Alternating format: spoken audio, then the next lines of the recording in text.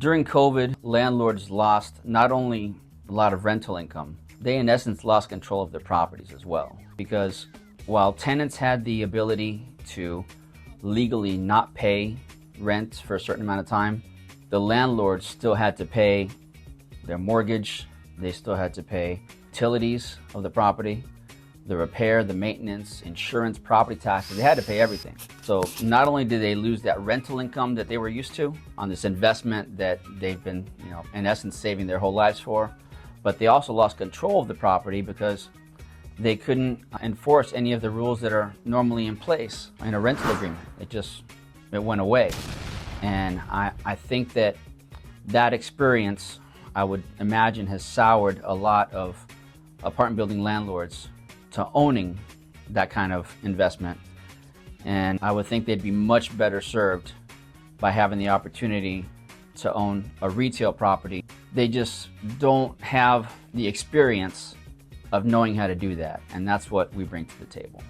And I completely understand where they're coming from, because you can be a very experienced landlord, very experienced real estate investor, know exactly what you need to do in that world of multifamily apartment buildings. But retail properties, that type of commercial, is just a different animal.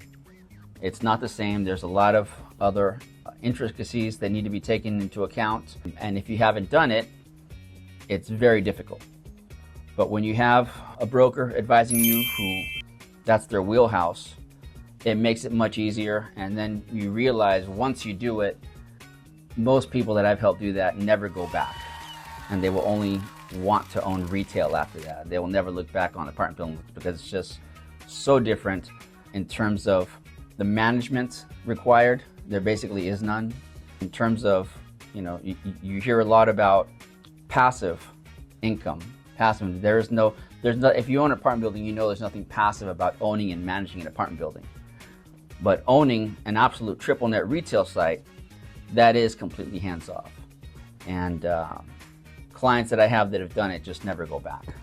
Yeah, if someone was interested in selling the apartment building, it would just be transferring, kind of moving into a retail property with an absolute triple net lease. It would just be selling the apartment building, getting into a 1031 exchange, and then buying the retail property.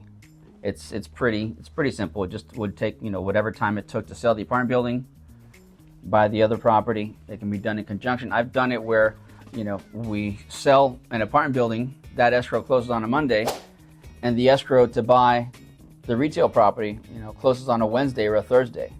So you're only out 3 days of rent, that sort of thing. It doesn't, people hear that it takes, you have up to 6 months to buy your replacement property in a 1031 exchange, but you don't want to wait that long because then you're out 6 months of rent and there's no need for that. If you do it right, you got both transactions going out at the same time. You can close one on a Monday, you can close the other one on a Tuesday, that sort of thing. So it would just involve a 1031 exchange, and it's pretty basic stuff for someone, who knows what they're doing. For more information about the Alexandria Commercial Real Estate and Absolute Triple Net Leases, follow, like, and subscribe, and check out our website.